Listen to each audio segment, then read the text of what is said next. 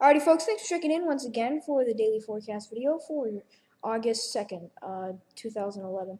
Let's take a look at today's forecast real quick, and then we're going to get to Emily. We're seeing welcome rain and some thunderstorms pushing through the mid-Atlantic right now.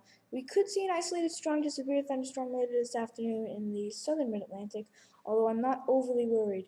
Now, I say welcome rain because we are in sort of a mini drought right now across the mid-Atlantic, so this is probably going to be pretty welcome for the farmers markets, etc., across Pennsylvania, New Jersey, northern Maryland, and Delaware.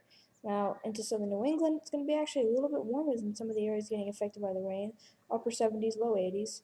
Now, there's going to be big time variance. When you get a thunderstorm, that cools you down a lot, but if you're just getting rain all day, you might be able to rise back up into the 80s and even 93 in D.C. And then mid to upper 90s across Virginia, 100 in Virginia Beach, where we are able to consistently warm up with very little precipitation being shown on the models. Alright, now let's get to the latest on Tropical Storm Emily. She has 50-mile-per-hour winds. Her pressure is down to 1,006 millibars. She's moving west at 14 miles an hour now. She's 145 miles south-southeast of San Domingo in the Dominican Republic. Now, if you look at satellite imagery, you can see she's very disorganized, and she's only going to become more disorganized when she crosses the Dominican Republic and the northern portion of Haiti. And she's just going to be bringing a lot of heavy rain and not very much wind. Alright, it would not surprise me if she actually weakens a tiny bit even before landfall, but still expecting a tropical storm at landfall. Then she's going to continue on a north-northwesterly path until she's about the longitude, or excuse me, the latitude of Miami. Then she starts to curve into the north and quickly off to the northeast.